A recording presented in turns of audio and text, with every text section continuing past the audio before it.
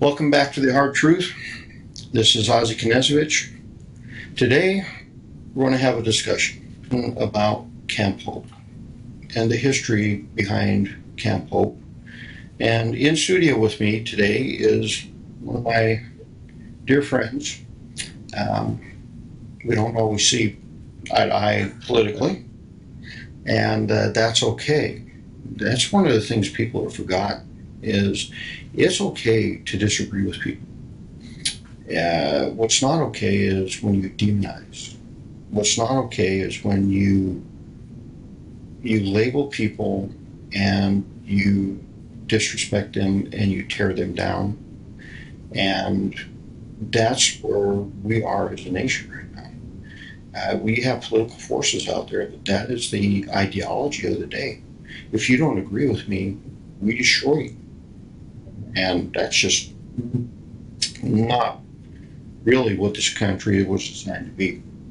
This country has always been a country of ideas, a country of working together for the common good. And sooner or later, we need to get back to that. We need to get back to working towards the common good. But it's going to be very difficult. And we're going to need to have very blunt, harsh conversations about things, because if we don't, those who are in the mindset of we'll destroy anybody that gets in our way, anyone that doesn't believe the way we believe, then we end up with a fractured society, and we end up with the mess that we're living right now. Because 90% of what we live right now is based on policy and that policy is based on my way or the highway. No common ground. No, this is my way or the highway. For me, a lot of people were wondering, Sheriff, why did you even get involved with Camp Hope? Well, I'll tell you why. In May of 2022, by that time, I watched Camp Hope go from a protest at the City Hall to a protest out in the Thorfrea area on the south side or on the north side of the document. They took over DOT property. And I watched it start to expand. I'd watched people starting to position. And I was preparing to go to a terrorist training in Scotland at the time. So my energies were getting everybody lined out for me to be gone for, it was a solid month of training, and preparing for the ability to do that. And I had pre-meetings that I had to fly to and things like that. So my focus wasn't on Camp Hope. My focus was on other issues, and I was watching it, and I was wondering, when are we going to say this is enough? You need to stop your protest. Because Camp Hope was a protest. It was, quite frankly, Camp Hope 2. Because he had a Camp Hope, I believe, was either 17 or 18 that happened. For Camp Hope 1. So I'm in Scotland, and I start getting phone calls and texts from people that I know. Sheriff, this is really getting bad. My neighborhood's getting pummeled. My business is getting pummeled. Sheriff, will you please contact so-and-so when you get back? Will you please?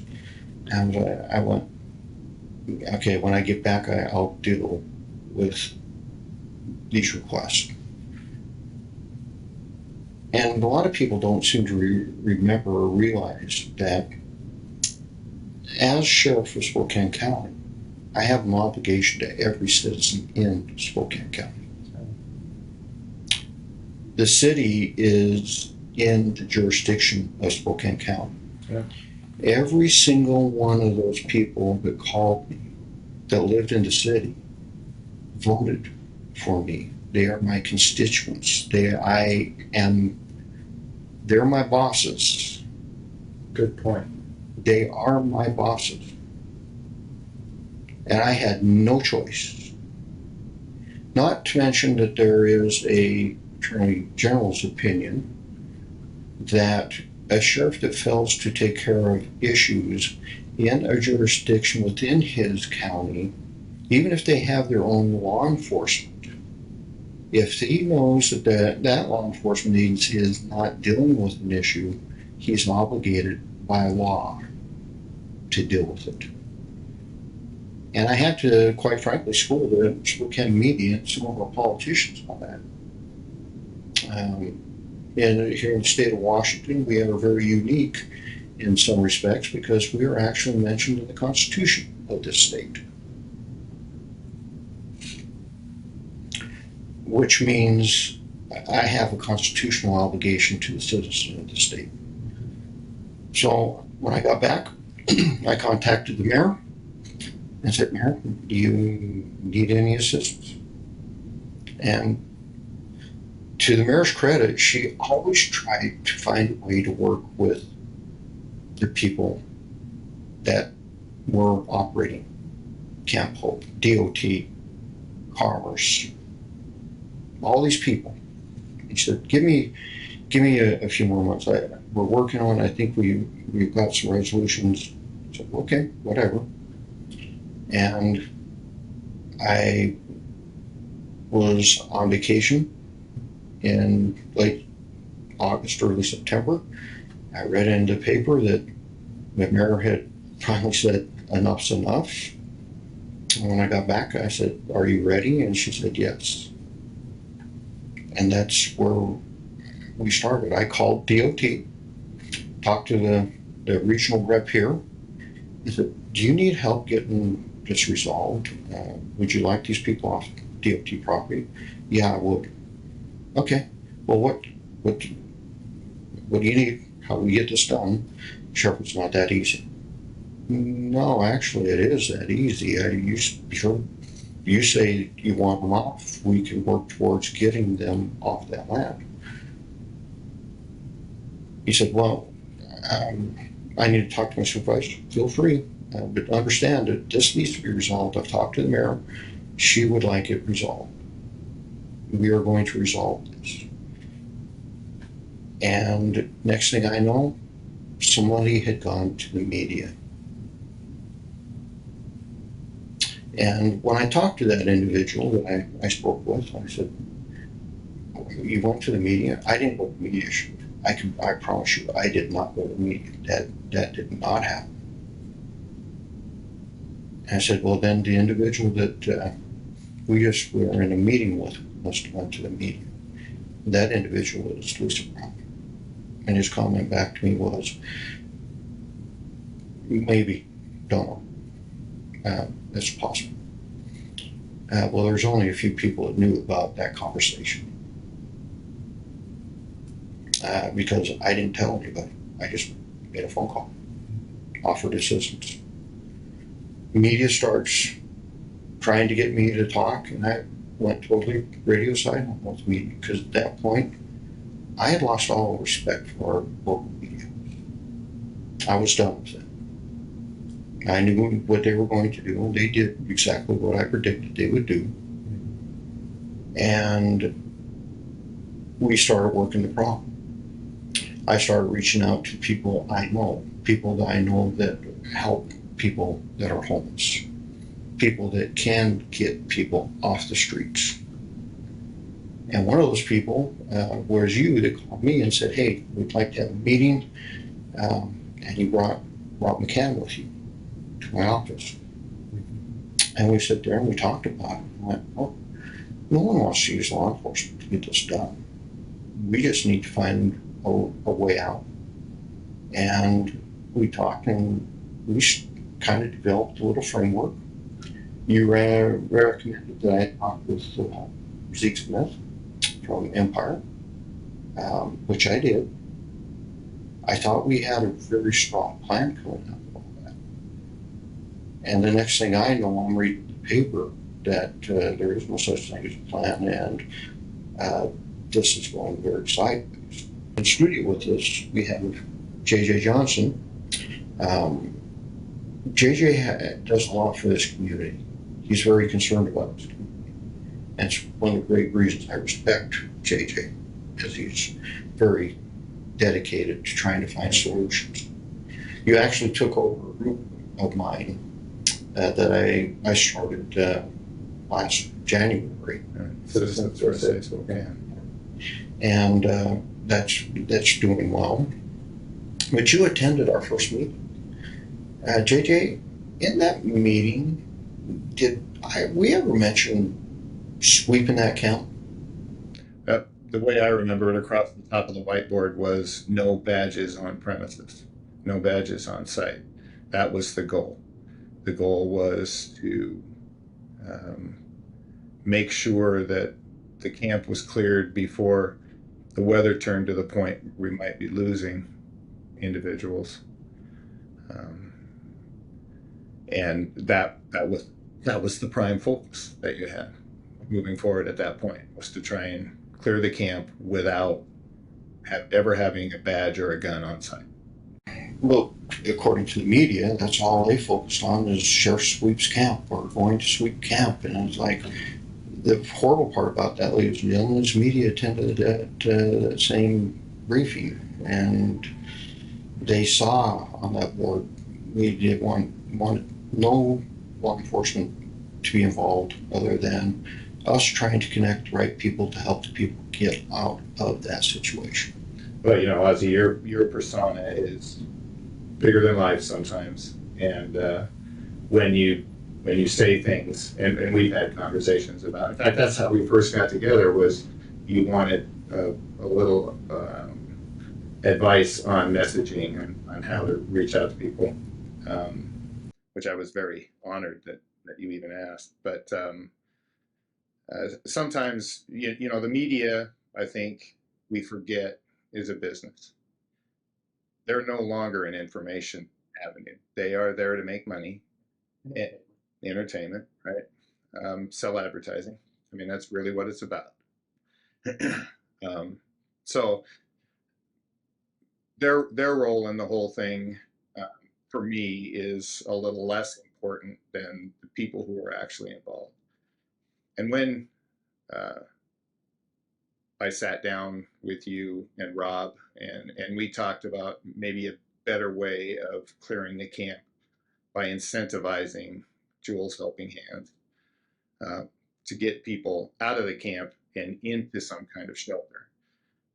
We were still working on the shelters, still trying to develop that, but we knew it would take some time for this plan to work out, right? This was one of our final target dates, Right? because that's when the beds would come online, right, with Catholic Charities. Right, and Catholic Charities, they were a little bit behind that schedule, but yes, that is what you were using as a guideline, with where Catholic Charities was going. None of which came out in the press. But the goal was to try and incentivize to change, rather than paying individuals to simply take a roll call and get names and information. There was a better opportunity, we all agreed. And so I think it was actually Rob's idea to take it to Zeke. And it, from my notes that I've received from people involved, Zeke was very much enthused with the concept. And it's real unfortunate that when that was presented to the powers that be from the state, the decision was made without really even properly vetting the concept, that it was a non-starter. An individual has to wonder why that decision would have been made, and politics comes to the forefront.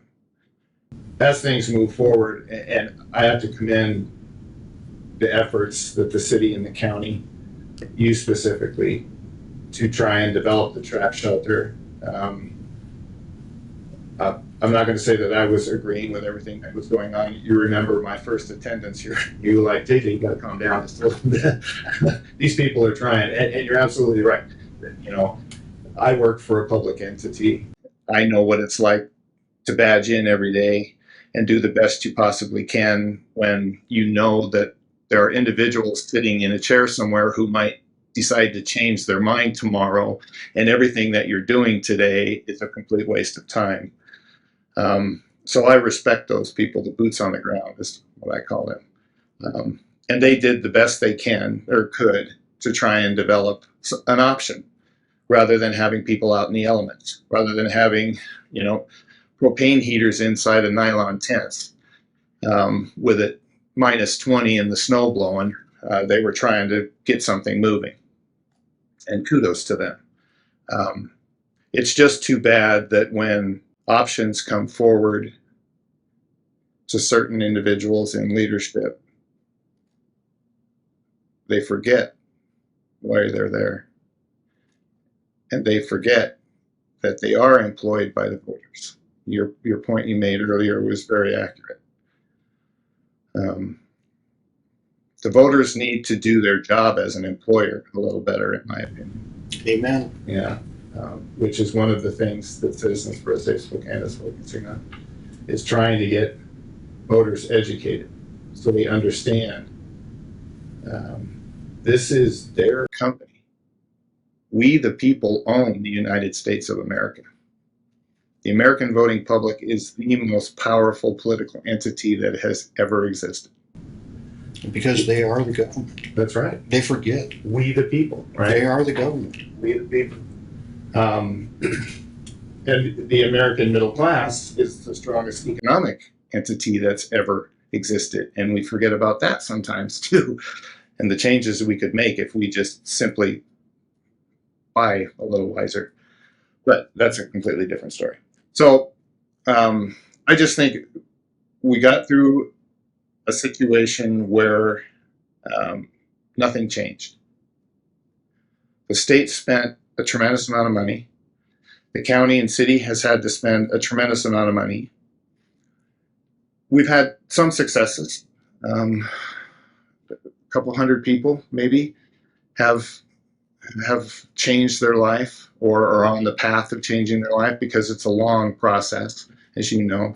This is not something that happens in the 30, 60, 90 plan. It's a 5, 10 year kind of effort. The real big problem is now there were 650 people at one point in Camp Hope. If we'll say 200 of them have changed their life and are no longer homeless, where are the other 450 people? Where are the other hundreds of people who have probably joined them over the summer? They're still out there. Ozzie, they're still living in a tent somewhere. One of the fires was started by a homeless individual probably trying to cook breakfast. I mean, people got to eat. What's going to happen when the weather turns? Said by one of the candidates that Camp Hope wouldn't happen on their watch. Well, it happened on their watch. It did. And nothing's changed. There's no plan to change anything. I mean, there's pie in the sky. Well, we could try this and we could try that, and we'll bring these people together. But there's no plan. There's no A, step B, step C. The people who we elect need to be leaders. If they don't have a plan, they need to surround themselves with individuals who do. That plan needs to be vetted. That plan needs to be shared with everyone involved. Every agency, every municipality needs to understand this is what we're going to do. Do you see an issue with that? It needs to be taken to the boots on the ground. Do you see a problem with what we're trying to do here? That's how you make change. That's how we improve our community. Unity, diversification. You just mentioned a key word, though, JJ, Okay. and that's unity. Absolutely. The problem is there are forces out there that don't want unity. They don't want us to be Right. unified. Right. And Because they're profiting. because they profit from this. Right. And quite frankly, what I saw was the lowest form of politics ever played in reference to a community and a group of people in need, because it became about winning and losing, preventing anybody from winning at all if it wasn't your idea, and it became about money. And I was chilled. Um, I disagree with some people, but I never I never thought that it would stoop to the level that it finally got to, where people were literally threatened that if they worked with us, their contracts would be pulled. I never dreamed that would happen. You know, prior to us coming on air, you mentioned the emergency declaration. Yeah, we declared an emergency because it was. We had people facing another winter because we forget we allowed them to go one winter. Right. And we ended up letting them go a full 2 winters when we could have had them out of that situation before the snow fell. But that's not what they wanted. They wanted this because people were making money off of this. Jules Helping Hands, Revive, Empire Health, they all were making money off of this. And I told people, and I told you, JJ, if this isn't gone by January 1, it will last until midsummer. And the reason I said midsummer is because that's when contracts ended. It's the end of the fiscal year. And I was like, this is ridiculous. And I listened to some of those politicians. The candidate you mentioned, Lisa Brown, who Lisa said, well, Camp Hope wouldn't happen on my watch. You're right, it happened on her watch. She was a government official and she helped fund that camp. And that funding helped keep it in place, and that funding helped people that she knew and she has political ties to make a lot of money. Well, we need to remember that, and I hear what you're saying, and we need to remember that those individuals, Revive, even Jules Helping Hands, Empire Health, these are groups that are trying to do the right thing. Obviously, it's not as successful as any of us would hope. And I hope that there is continued effort to try and do better coordination between these agencies. That's one of the things that Citizens for a Safe Spokane is working on. But these individuals are trying to do the right thing. My suggestion to you that we took to Zeke, that was taken to the state, was actually to pay Jules and Helping Hands more money in a shorter period of time, which would have ended up being less money, but it would have been more money, because incentivizing individuals, I mean, that is who we are. We're a capitalistic society, and we do things for, well, I don't want to go that far, Ozzie. But my thought was to pay more money. I think that's what we need to look at, is when we're dealing with these programs that are helping individuals that need help, their prime focus shouldn't be status quo. Their prime focus, because they get paid more, should be when these people elevate. That has to be the focus. It's not about keeping an individual in a program. It's getting an individual out of that program to the next step, and then the next step. And if we end up with it's almost like an inverted multi-marketing scheme, where programs encourage people to take step after step after step, and even 2 or 3 steps later, that program gets more money because they were part of how that person moved forward. That will win. Yeah. That will work. But status quo of allowing them to collect money with no movement has to end. That's the end. And most of those folks that you talk about, I truly believe that they wanted to help. Yes. All right.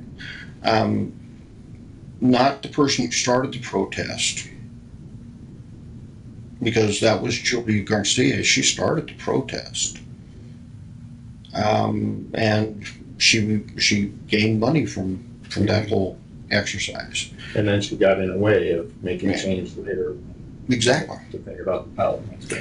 And the thing is what we had a major problem with is people at the political power structure, one, enabled them, and two, wouldn't allow them to do what needed to be done. They wouldn't allow them to come and work with us to get people working, to help get things structured.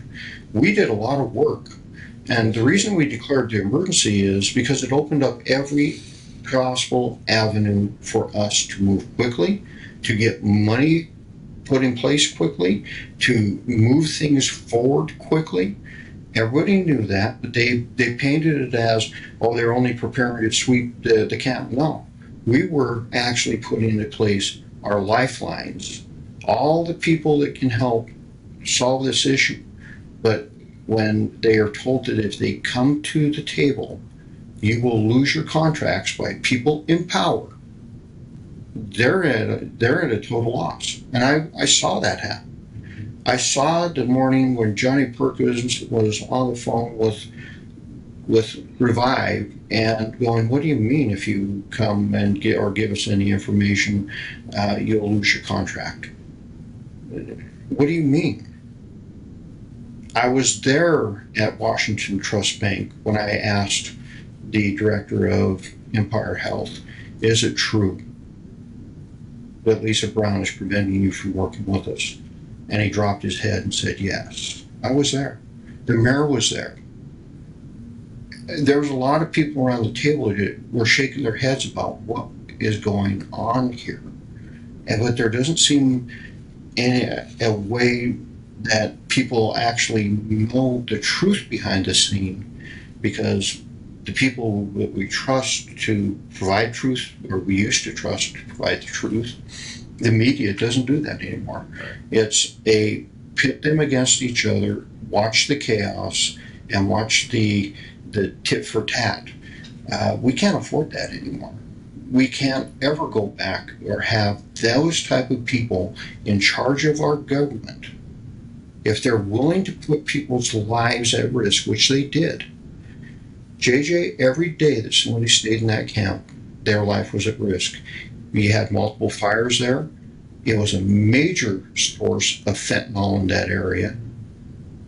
Every day that they stayed, another life was at risk.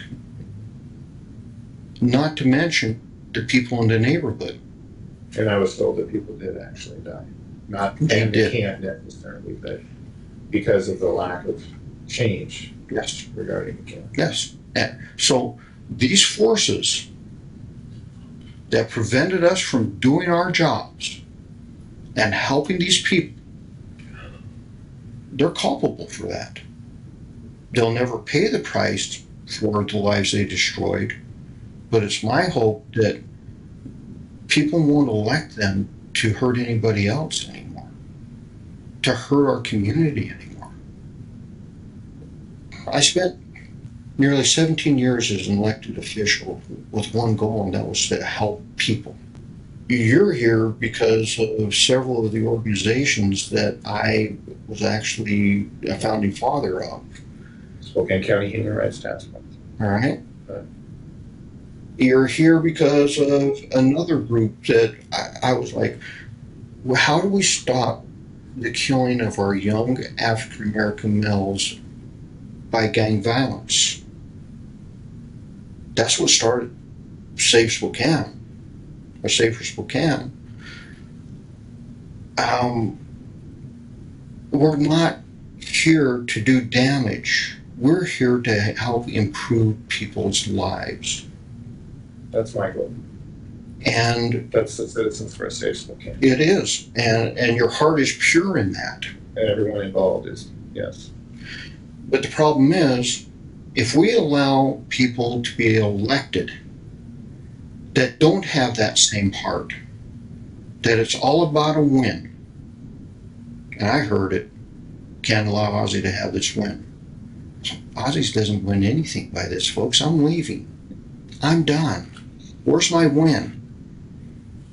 There's no win here. Well, most people didn't believe that, Ozzie. Most of the people that I talked to thought that what you were doing was the first steps for your To run for mayor or governor or whatever. Yes. But the truth of the matter is, you knew where I was living, and you knew what I had planned. That's right.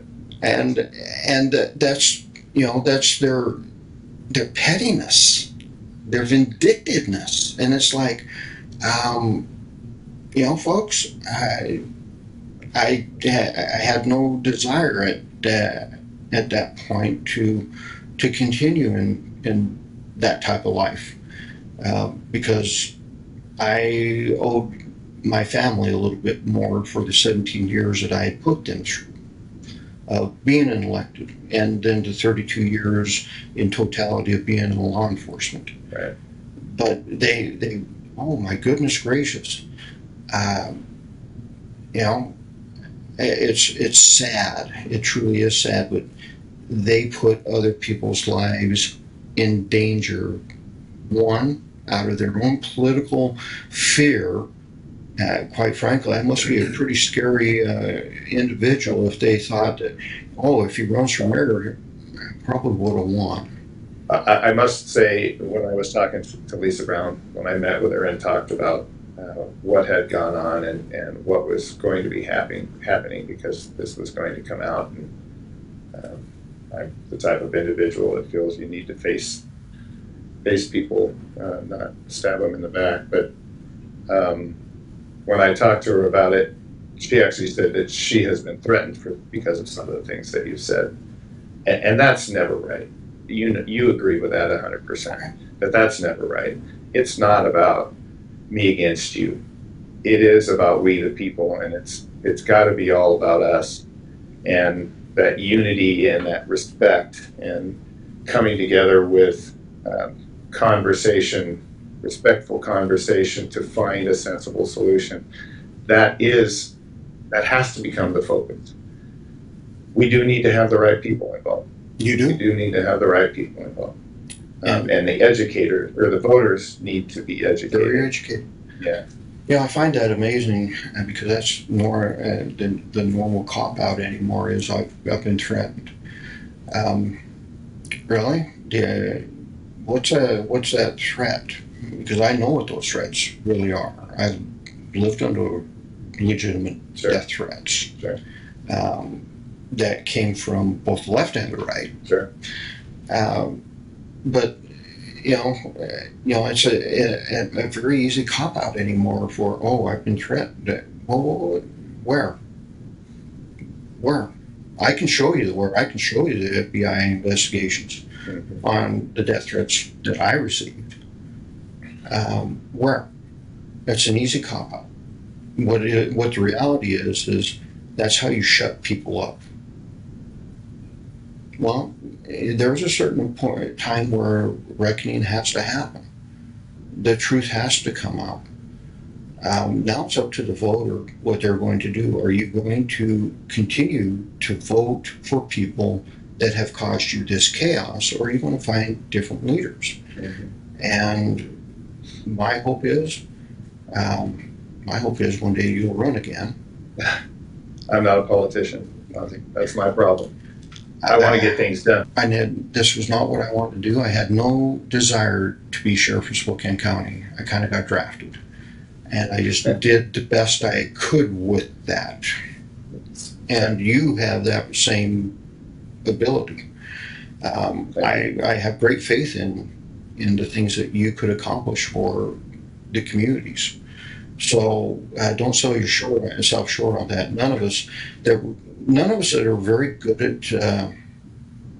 at what we do are politicians. We just understand the political schemes. We understand the people. It's really that more understanding of people, what motivates people, and that's what politics are. But that I don't like politicians. Never have liked politicians, and that's why I'm not running for Spokane mayor, or I'm not running for governor of Washington, because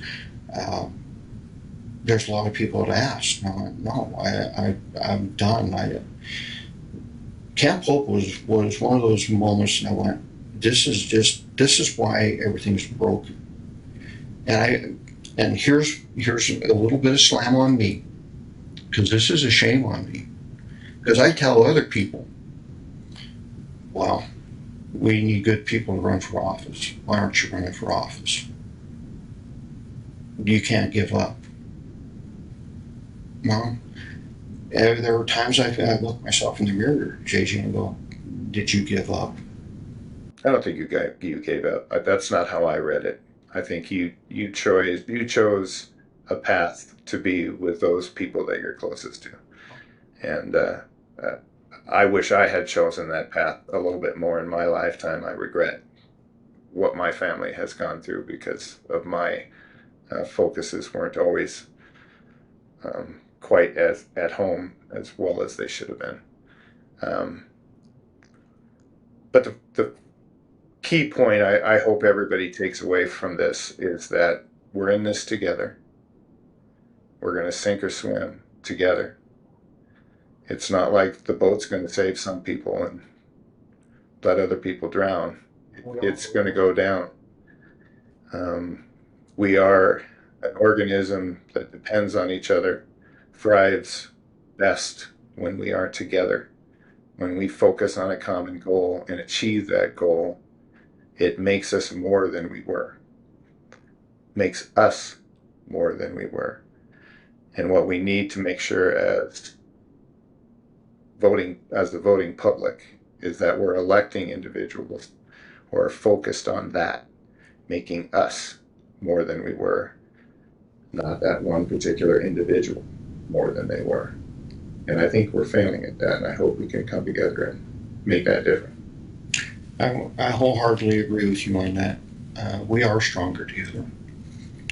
We could have captured the moment and done a lot better for the citizens of this community.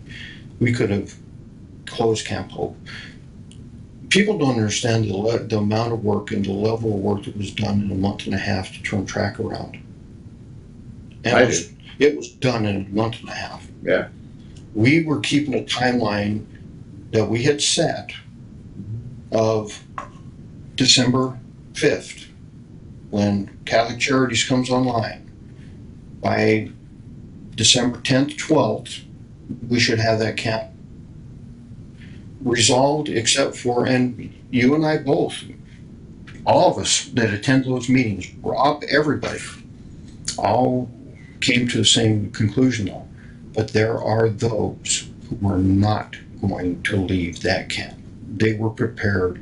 They were digging in, and we knew that. And that would have been the last case scenario of, okay, at that point, we will have to go in and clear the camp. We all knew that that was a possible eventuality, but we didn't plan according to that. We had planned on getting as many people out as we could without ever using law enforcement, with using the partnerships that we have in this community. And we have strong partnerships, but I watched this one break those partnerships. I watched this type of politics break those type of partnerships. I believe in his heart that the director of Empire Health wanted to do the right thing. So do I. But he didn't because of the politics. Well, He was prevented from doing it by the politics. Yeah.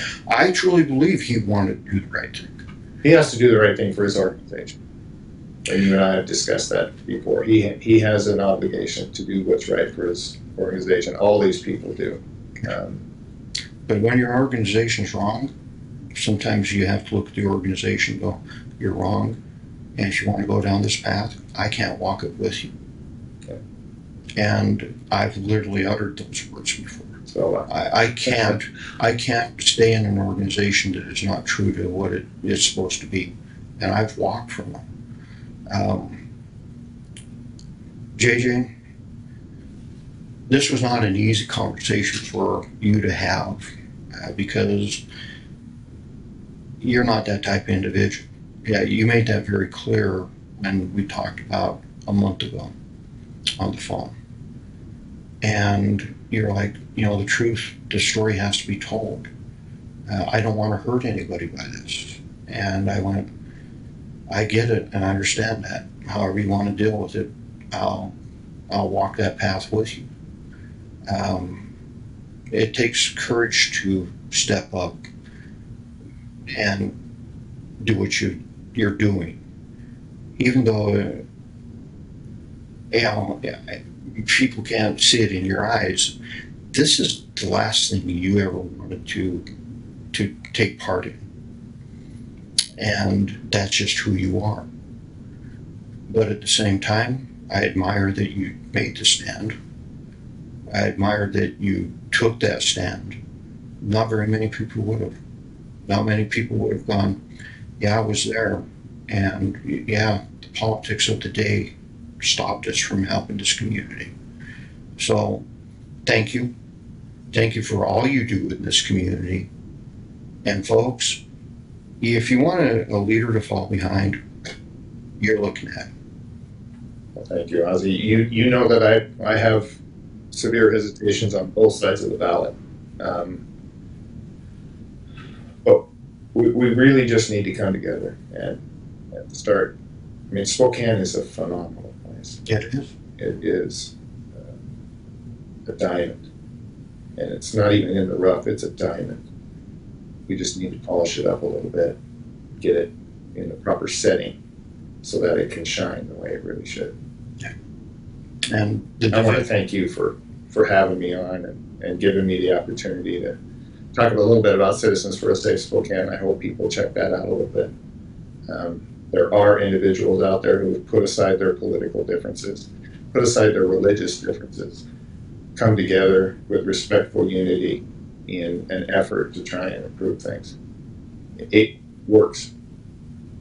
It works. It does. I watched it. I watched progressives and libertarians and everything in between drop their shields and their swords and actually come together to try to figure out how to fix things. When you can drop your defensive, when you don't have to feel like you have to defend some position, it becomes so much easier. Yeah. It's incredible. And that is the magic of America. Absolutely. That's the magic we used to have, and the magic we need to recapture is the ability, because the American people, there's not a challenge that they can face that they can't overcome. Correct. Once they're united. Correct. The horrible part about it is there are other forces out there that realize that, and they do their level best to keep us at each other's throats. And we need to stop that. And my goal in doing these type of shows is to highlight that stop the division and come back together, folks. We can solve all the issues together.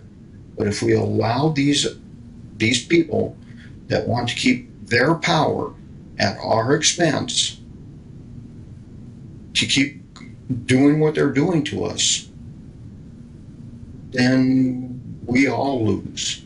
And we're better than that. And you've watched that happen in your group. I've watched that happen in multiple groups.